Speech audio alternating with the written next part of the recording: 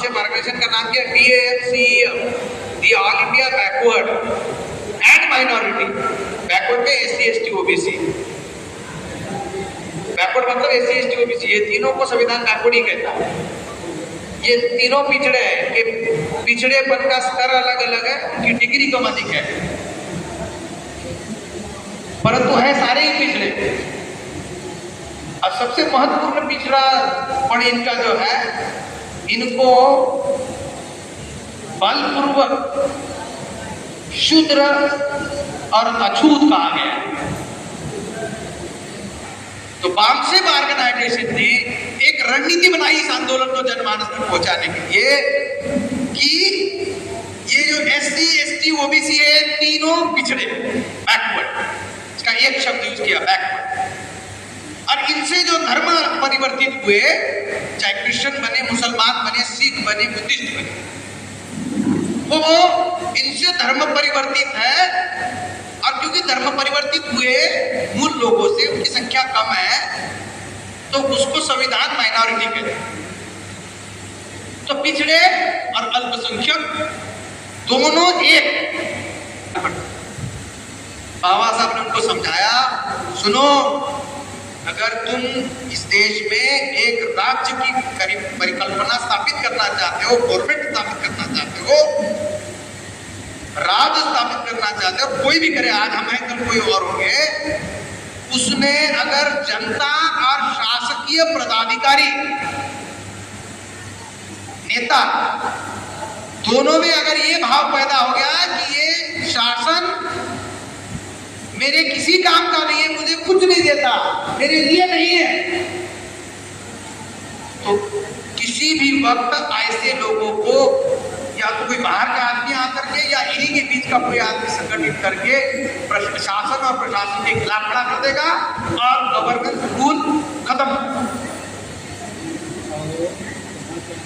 तो अगर आप चाहते हो कि हम एक सशक्त राष्ट्र बने, तो इस राष्ट्र में जो भिन्न भिन्न समूहों में लोग रहते हैं, उन समूहों में एक भावना पैदा करके उन समूहों की समस्याओं को हल करने के लिए उनके प्रतिनिधियों को शासन प्रशासन में लेना जरूरी है। जब उनके प्रतिनिधि शासन प्रशासन में होंगे और उनके माध्यम से उन लोगों को सेवाएं दी जाएगी, तो लोगों का विश्वास बनेगा कि ये मेरा शासन, मेरा प्रशासन। जब लोग उसको मानेंगे, तब आप उसके ऊपर अपना अधिकार चला सकते हैं। जब लोग आपको मानेंगे नहीं कि आप मेरे पदाधिकारी हैं, तो आप चाहे बंदूक लगाओ, चाहे गोली लगाओ, लोग नहीं मानेंगे, फिर परेशानी हो जाएगी। ऐसे में प्रशासन एक तरफ, जनता एक तरफ, इससे राष्ट्र नहीं बन सकता। तो उनके बाद राष्ट्रीयता से तात्पर्य उन लोगों के लिए एक पृथक राष्ट्रीय अस्तित्व की आकांक्षा जो एक जातीय बंधन में बंधे हैं। दूसरा यह कि यह सही है कि राष्ट्रीयता की भावना के बिना राष्ट्रवाद हो ही नहीं सकता। ये मान रहा हूं, बाबा साहब कह रहे हैं कि राष्ट्रीयता की भावना के बिना राष्ट्रवाद हो नहीं सकता, परंतु इस बात को भी ध्यान में रखना महत्वपूर्ण है कि राष्ट्रीयता की भावना की उपस्थिति के बावजूद राष्ट्रवाद की सोच सर्वथा अनुपस्थित हो सकती है। राष्ट्रीयता होने के बावजूद ये फीलिंग होनी चाहिए कि मैं आपसे जुड़ा हुआ हूं, आप मेरे लोग हो। ये राष्ट्रीयता है। राष्ट्रवाद क्या है? राष्ट्रवाद के लिए आपको वाद करना पड़ेगा, क्लेम करना पड़ेगा। काय का क्लेम करना पड़ेगा? लोग और जमीन का। देखो आगे लिखा, कहने का तात्पर्य यह है कि राष्ट्रीयता से राष्ट्रवाद उत्पन्न होने के लिए दो शर्तें आवश्यक है, दो कंडीशन है राष्ट्रवाद पैदा होने के लिए। दो शर्तें आवश्यक है।